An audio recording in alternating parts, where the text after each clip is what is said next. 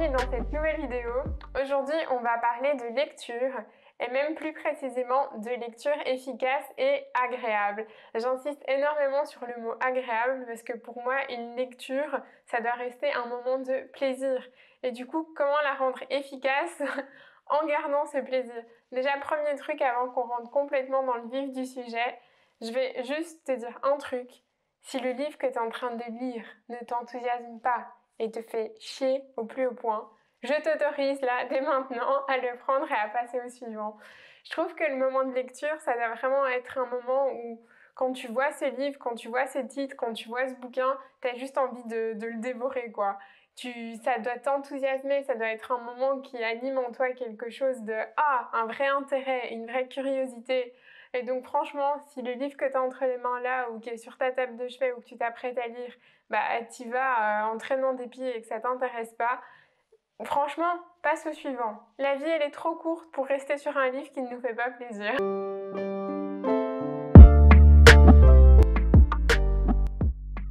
Pourquoi est-ce qu'il faudrait avoir une lecture efficace et agréable? Agréable, on l'a compris, la vie elle est trop courte, ça ne sert à rien de lire des trucs qui ne nous intéressent pas. Mais pourquoi efficace? Si tu veux, pendant des années, pour les premiers livres que j'ai lus en tout cas, je m'intéressais pas du tout à essayer d'avoir une lecture efficace. Ce que j'entends par efficace, c'est essayer de me rappeler en fait de ce que je lisais. Parce que je tournais simplement les pages et puis mon seul objectif c'était de me dire ok, genre je termine le livre.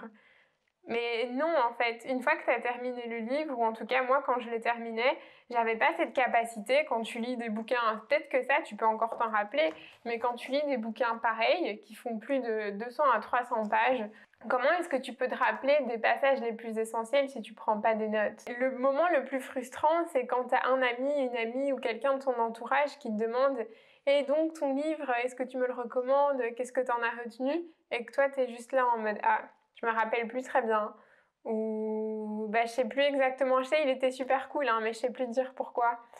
Ou ah oui, l'histoire, ouais, c'est une intrigue de tu sais ça. Et en fait, t'arrives même pas toi-même vraiment à redire clairement et te rappeler vraiment des passages les plus marquants du livre, alors qu'il y en avait, et à retransmettre quelque chose d'intéressant et de donner envie à la personne du livre de manière concrète, quoi.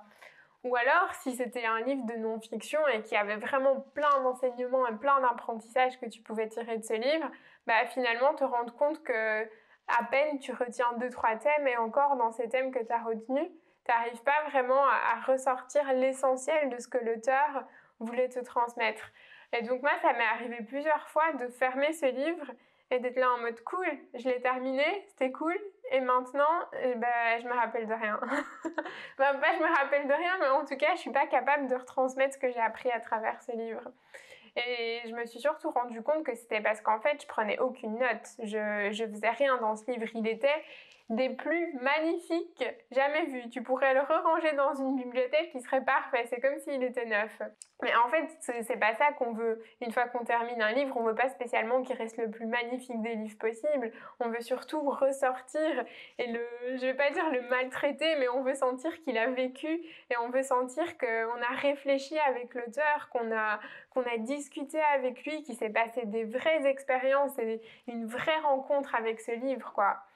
Et donc, la méthode que je vais te développer dans la prochaine partie de la vidéo, ça va vraiment être cette méthode d'exploration où tu vas pouvoir explorer le livre et prendre plaisir et ne pas couper ta lecture. J'ai pas envie, en tout cas, moi c'était tout l'acharnement que j'ai eu à essayer de trouver ma manière de lire de manière efficace et agréable, c'est que je voulais pas casser le plaisir de la lecture.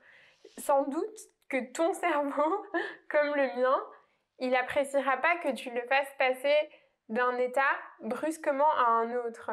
C'est-à-dire que quand tu te mets dans ce flot de lecture et que tu prends plaisir à lire chaque page et que tu t'en imprègnes, il va pas aimer tout d'un coup que tu lui dises « Non mais là, arrête-toi de lire tout de suite et puis va prendre un carnet, ton fluo, ton truc, on va commencer à souligner, on va prendre notre téléphone, on va commencer à prendre des notes, on va réécrire la citation ou alors on va prendre notre PC ou enfin... » Non, ton cerveau il est juste là, mais laisse-moi tranquille, j'ai envie de profiter de mon moment de lecture et puis tous tes trucs de prise de notes, tu t'en chargeras après.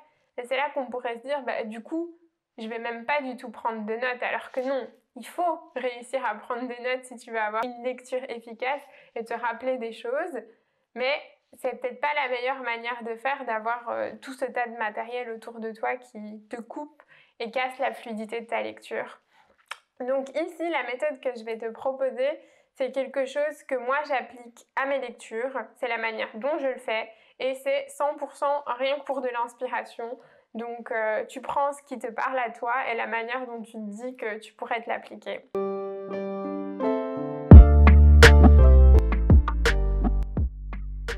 On est parti. Qu'est-ce qu'il faut pour cette méthode minimaliste? Du coup, pas grand-chose. Il te faut un crayon, quelques post-it, ton ou tes bouquins. Et donc, comment ça marche? Déjà, il faut juste que tu retiennes, avant de commencer à noter quoi que ce soit ou à rentrer dans ta lecture, que cette méthode et cette démarche, c'est vraiment quelque chose d'exploratoire. Ça veut dire que c'est pas à ce stade-ci que tu vas vraiment ressortir avec un résumé de ton livre. Et c'est pas du tout l'objectif. Ici, l'objectif, c'est de clôturer ton livre et de dire, je vais pouvoir y retourner et ça va pas juste être des mots écrits sur une page blanche et je saurais même plus en quoi consiste ce paragraphe ou cette phrase qui m'intéressait ou où la retrouver. Au contraire, une fois que là tu auras clôturé le livre, tu sauras refeuilleter page par page et être capable de retransmettre quelque chose et tu seras capable de retrouver les passages qui te marquaient le plus. Donc, comment ça fonctionne? On va explorer ce livre sous 6 points de vue ou 6 perspectives différentes. C'est les 6 que je sélectionne et que j'utilise. De nouveau, je répète, sens-toi libre de modifier ça selon tes intérêts et selon ton type de lecture. Le premier point de perspective, c'est les citations. Pour moi, les citations, c'est vraiment mes petits coups de cœur. Pour ceux qui me suivent sur Instagram, ils savent qu'au moins une fois par jour, quand je poste, il y a au moins une citation. Parce que je trouve que ça englobe tellement d'inspiration en une seule phrase et c'est tellement rapide à lire et tellement chouette à partager avec les autres. Donc voilà, pour moi, les citations, c'est mon petit péché mignon. Et du coup, quand je lis un livre, évidemment, j'essaye de spotter un petit peu toutes les phrases qui pourraient représenter des citations et qui pourraient être utilisées à d'autres fins. Ça, c'est la première perspective. Je cherche les citations coup de cœur. Après, la deuxième perspective, c'est tous les éléments de réflexion. C'est-à-dire que quand tu vas lire ton livre, tu vas peut-être avoir un passage et tu vas dire « Waouh, genre là, l'auteur, il est en train de me sortir un truc, mais genre c'est hyper intéressant et je sens qu'il y a vraiment de la matière à réfléchir. » Je pourrais repasser là-dessus une fois que j'ai terminé peut-être ce chapitre ou le bouquin et je pourrais vraiment prendre le temps de réfléchir sur le fond de ce qu'il a voulu dire et essayer de me faire mon propre avis là-dessus. Mais du coup, tu te rends bien compte que si à chaque fois qu'il y a ça dans le bouquin, tu dois prendre tout ce temps de réflexion, tu vas complètement arrêter la fluidité de ta lecture. Et donc, c'est typiquement pour ce genre de passage qu'on a envie de prendre du temps après, mais de juste savoir qu'il est là. Et donc, pour ce type de passage-là, ce que je fais, c'est que je mets un petit T pour think about it ou food for thought, matière à réfléchir, donc en anglais. Et je mets un petit T et je l'entoure. Et je sais que pour ce petit passage-là que j'ai mis en avant dans le livre, typiquement, j'y retournerai à la fin du chapitre ou par après. Tu peux voir ici, par exemple, un petit T et même il y avait un petit Q pour quote, citation donc. À chaque fois, je mets la lettre et je l'entoure avec un petit rond pour bien faire ressortir ça dans le livre et dans les marges. Un autre élément que je recherche, c'est les histoires. J'adore être capable de spotter une super chouette histoire ou un super chouette exemple. Et du coup, quand je relate ce qu'il y a eu dans le livre ou que j'en parle à un ami, une amie, pouvoir ressortir un exemple concret qui m'a marqué énormément. Et cette histoire, du coup, dès que j'en spot une dans mon bouquin, je mets un petit H et je l'entoure parce que j'aime bien entourer ces petites lettres, c'est mon truc. Peut-être que tu voudras faire des carrés ou des triangles ou des étoiles propres et libres à toi. Le quatrième point, du coup, c'est les ressources. Et je trouve ça tellement puissant qu'il y ait des auteurs qui mettent les ressources dans leurs bouquins. Parce que c'est trop chouette. Imagine-toi que le livre que tu es en train de lire, en fait, surtout si c'est un truc de non-fiction, l'auteur qu'il a écrit, il a d'office été inspiré et il a été cherché dans plein de ressources différentes, dans d'autres auteurs, dans d'autres personnes qui s'intéressaient à des thématiques plus ou moins liées ou non. Et du coup, ça l'a inspiré à écrire ce qu'il est en train de te proposer comme lecture. Et donc que toi, tu puisses avoir accès à la matière première qui l'a inspiré pour écrire ce que tu as là sous les yeux, bah c'est trop bien parce que ça veut dire que tu pourrais aller te référer à cette matière première-là et à pouvoir te faire ta propre opinion ou peut-être même approfondir le sujet que tu étais en train de lire sous un autre et un nouvel angle. Donc ce genre de ressources, c'est hyper important et hyper puissant si tu as envie d'aller plus loin dans la lecture et d'apprendre encore de nouvelles choses. Et donc ce genre d'éléments-là, qui te réfèrent à des auteurs ou à des livres, bah, je les note avec un R pour ressources.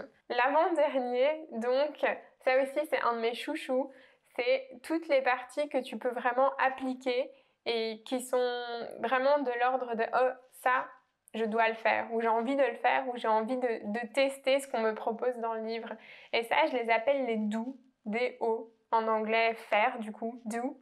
Et puis la dernière catégorie, ça c'est une catégorie libre en fonction de tes passions et de tes intérêts. Pour ceux qui ne me connaissent pas, l'alignement, c'est une de mes passions. C'est une thématique et un mot qui veut tout et rien dire. Et du coup, moi, ce que je fais quand je lis, c'est essayer de spotter et de regarder toutes ces choses qui me font penser à ma définition de l'alignement. Et du coup, je suis un peu toujours dans mes lectures dans un état de recherche permanente pour enrichir ma réflexion, enrichir les méthodologies que je crée, enrichir toutes les réflexions que j'ai autour de l'alignement. Et donc, typiquement, l'alignement, c'est une des grosses perspectives que j'ai à chaque fois dans mon cerveau et dans ma tête quand je lis quelque chose. Et dans les livres, des fois, il y a des choses, elles sont tellement orientées 100% sur cette thématique que je me dis, mais c'est des pépites, je peux pas passer à côté. J'ai envie de me rappeler qu'à cette page-là, il y avait ce passage-là qui parlait exactement d'une thématique d'alignement et j'ai envie de pouvoir être à même de relire ça en me remettant dans cet état d'esprit. Donc, je mets un petit A, moi, pour alignement, mais en fonction de toi, de ton projet, et de ce qui t'anime et de ce qui oriente toute ta curiosité, je sais pas si c'est l'aspect finance personnelle par exemple, n'hésite pas à transformer ça avec un F. Ou si c'est l'aspect entrepreneurial, n'hésite pas à créer un petit E. Si c'est un aspect de créativité, n'hésite pas à créer un petit C, tu vois. Voilà, tu fais comme tu veux, je pense que tu as compris la démarche. Donc je répète, il y avait les citations que je marque avec un petit Q. Il y a tout ce qui est matière à réfléchir en profondeur et sur lesquelles j'aimerais revenir que je marque d'un petit T. Il y a tout ce qui est histoire avec un H, les ressources avec un R, les choses que j'aimerais faire suite à la lecture de ce livre que je marque d'un DO. Et tout ce qui m'est propre à ce qui m'intéresse et anime ma curiosité, l'alignement, je le marque avec un A. Et donc, une fois qu'on a ça, tu pourrais te dire que ton bouquin, il va ressembler à des pages bien fournies et que ça pourrait donner lieu à des trucs un petit peu comme ça. Je sais pas si tu vois bien. Et tu remarqueras du coup que dans mes bouquins, quand je fais ce genre d'annotation et qui devient très coloré et très dessiné, enfin très coloré, tu vas me dire c'est du crayon, mais il devient en tout cas bien annoté. Il y a aussi un autre truc qui me sert énormément, c'est de pouvoir replier les coins des pages. Et pour ça aussi, j'utilise un petit référencement, c'est-à-dire que si je plie le coin haut de la page, ça veut dire que c'est un élément vraiment de pure inspiration, tel que les citations, tout ce qui est matière à réfléchir, histoire et tout ce qui est lié à l'alignement. Donc sur les 6 points que je t'ai notés, c'est juste ces 4-là. Ça, c'est que tous les coins du haut. Et pour ce qui est des coins du bas, du coup, il y en aura un petit peu moins. Et c'est ça tout l'intérêt, c'est que potentiellement, tu te retrouveras avec un livre à la fin de toutes tes annotations, ou quand tu auras fait une annotation, ça va peut-être presque même se retrouver sur beaucoup de coins du haut. Mais par contre, si tu comptes bien, on n'aura que 2 catégories pour les coins du bas. Et celles-ci, je les ai réservées pour tout ce qui est catégorie doux et catégorie ressources. Parce que c'est vraiment, genre je me dis, une fois que tu as terminé un livre ou que tu le fermes, tu as envie directement de savoir quels sont les trucs que tu t'étais dit, ah oui, ça j'aimerais rajouter à ma to-do list ou j'aimerais le faire et j'aimerais l'actionner rapidement après ma lecture. Donc, je trouve ça intéressant de se dire que directement, dès que tu vois un coin du bas, c'est soit un truc que tu avais décidé de faire, soit quelque chose où tu t'étais dit « Oh tiens, ça serait chouette que je trouve ce livre-là par après ou que je me renseigne par rapport à cet auteur-là parce que c'est une ressource intéressante. » Un autre élément que je t'avais dit de prendre potentiellement si tu voulais, c'était des post-it parce que du coup, je trouve ça aussi super pratique si des fois il n'y a pas assez de place dans les marges, de pouvoir coller un petit post-it quelque part et de mettre une petite annotation pour te rappeler d'une réflexion rapide que tu aurais eue. Mais c'est pas du tout une obligation parce que ce que je t'ai dit, c'est que vraiment l'idée de cette méthode, c'est de te permettre de faire ce genre d'annotation n'importe où, que tu sois dans ton lit, que tu sois dans les transports, que tu lises, je sais pas moi, dans un avion et que finalement tu pouvais pas prendre beaucoup de trucs avec toi. L'idée, c'est de pas arriver avec un carnet, des fluos, des blocs-notes, des je sais pas quoi.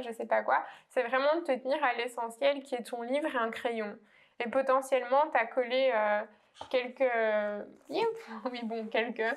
Voilà, souvent, je mets un petit bloc de post-it à l'intérieur du livre, juste après la première page. Comme ça, je sais que j'en ai 2 ou 3 avec moi si je suis en dehors de chez moi. Et voilà, j'ai envie de noter quelque chose, mais ça s'arrête vraiment à ça. Donc, crayon, potentiellement post-it, le livre, et puis tes petites annotations à l'intérieur pour te rappeler finalement de toutes ces chouettes choses que tu as lues. Une autre chose que je n'ai pas dite, c'est que évidemment avec ça, tu as juste annoté quelques petits trucs et tu n'as pas vraiment un résumé. Donc si tu t'attends à avoir un résumé, c'est à toi de le créer par après et de prendre le temps, une fois que tu es sur ton bureau, d'écrire cette réflexion sur papier.